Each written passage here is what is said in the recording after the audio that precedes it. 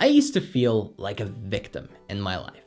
I was like a little leaf in the wind. If it blew from the west, I would end up east. And it was frustrating, to say the least, because it felt like I really had no say in what happened. And there was a reason why. I wasn't able to achieve any of my goals or pursue my dreams or really create any meaningful relationships.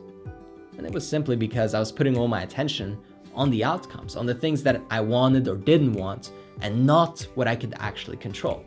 You see, the moment I started asking myself the question of what can I control, everything changed for me. Because most things you really cannot control. You can't control what other people think or say. You can't control the environment. You can't make the sun rise. You can't make it rain or stop raining, for that matter. And so it boils down to something very simple. You can control how you respond. You can control your actions. You see, most people focus on reactions. They focus on the outcome. They spend all their time thinking about that this happened and how they view themselves in relation to that event or what that person said. And they spend very little time focusing their attention on doing the thing that would get them the result that hopefully they're after. You see, I used to get angry and upset at myself that I was overweight. But that's not how I lost over 65 pounds. It was by putting my attention on doing the things that would help me lose 65 pounds. And they were actually fairly simple. You see, we overcomplicate. It's easy to get what you want. You just got to put your attention on the activity. To lose all that weight, it was simple. I started eating less calories, and I started exercising to burn off some extra calories. And that was about it. And I know that that's, for most people, something that they will never be able to do in their life. You see all these transformations on social media, but that's 1 out of maybe 10,000 people that are doing this. Anybody can do it though.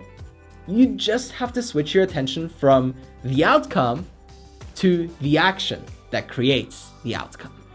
Stop giving away your valuable mental faculties to trashy, non-productive thinking, reacting, being frustrated, hoping, wishing, praying. All these things really don't get you anywhere.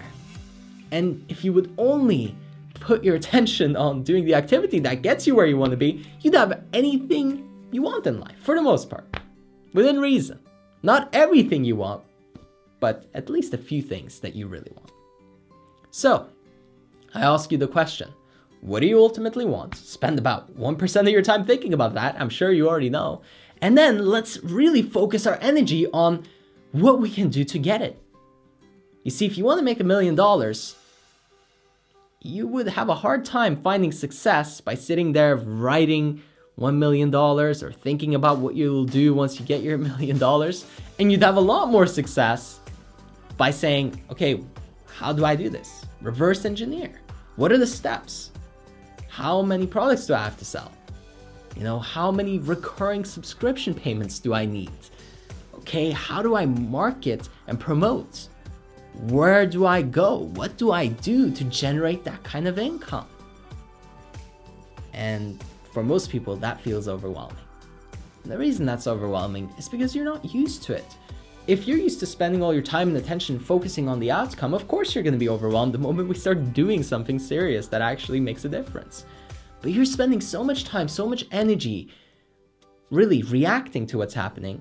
If you take that same amount of time and energy and put it into the action that will create what you want, that will actually make those things happen for you that you'd like, you'd be able to get pretty much, again, anything you'd want in your life.